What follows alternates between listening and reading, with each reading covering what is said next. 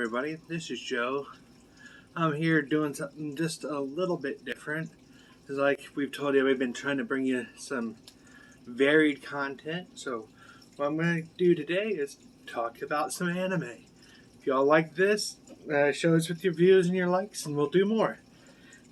Today, I'm going to talk about an anime very near and dear to my heart. It is called Higurashi When They Cry. I'm probably butchering that, but basically Higurashi is cicadas, and When They Cry is basically referring to a very specific time of year, because that's when this anime takes place. But I'm not here to talk about the overall plot. Oh, there probably will be spoilers here, but what I'm here to talk about is the fact that you might not understand everything that this anime is trying to be. Higurashi is not what it seems. Yes, it's violent, it's psychological thriller, yes, all of those things, a little supernatural, sci-fi to boot, but it's also satire.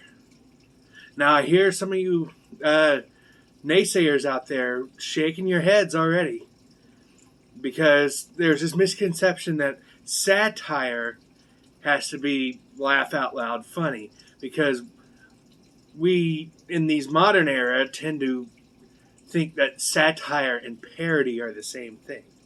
They aren't. Parody is just the straight up making fun of something. Satire is the intentional critique of something. So there's a bit of a difference there. And usually satire is also done from the perspective of trying to overall improve the medium or the type of story it's telling by shaking up the conventions of it. Now, why does Higurashi count as satire? Well, you got to remember, it started its life as a visual novel. And visual novels, the main conceit of gameplay is that you die, you try it again, you take a different path, and try to get a better ending. Now, spoilers. Like I said, there will be spoilers for people who haven't at least watched the original season. That's the basic plot of one of the main characters of this show. They die, have to start over, and hope guide things on the right path again, or on a separate path to see how the outcome changes.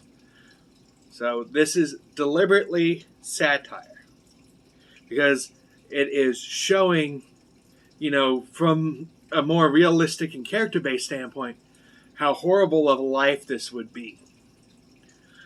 Because they're having to relive this trauma over and over and over again, or go through separate traumas.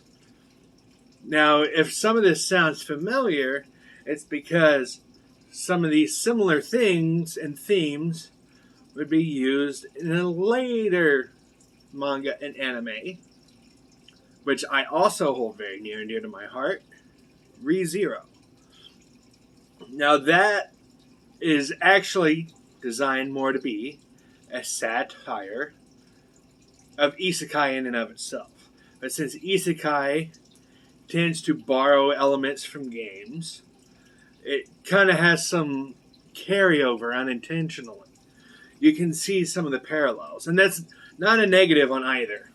Now, I know Higurashi, the art style, especially for the original seasons, might throw some people off. But you got to remember, this was early 2000s anime for the original run, and it wasn't great back then. They were still just figuring out the digital tools, but the story takes it through. And yes, you will be confused, but that's the point. That's one of the things that kind of bugs me these days, is people will watch a show that's supposed to be a mystery and be upset that they don't know what's going on. It's a mystery. You're not supposed to know what's going on. That's the point of it. You wouldn't read the last page of an Agatha Christie novel before you read the rest of the book, would you? You're supposed to not know. Sorry, that was just me going on a rant. But, again, like I said, Higurashi is actually working as a satire of the trope of visual novels, the basic gameplay element that all visual novels go off of.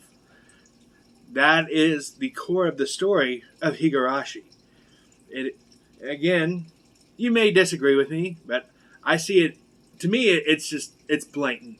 It is showing that this lifestyle that these characters would be living if they were aware of the situation would be a horror show, which is why it works as such a great horror show. Again, I will warn people, this is not a kid's show. It is very violent at times, which kind of really juxtaposes with its extremely sweet slice of life moments. But that's kind of the point. Anyway, I hope you guys enjoyed that. I will be talking about some other ones. If you guys have any recommendations of ones you would like to see me talk about or theorize about, please make sure to drop the comments down below. And I will see you all on the next one.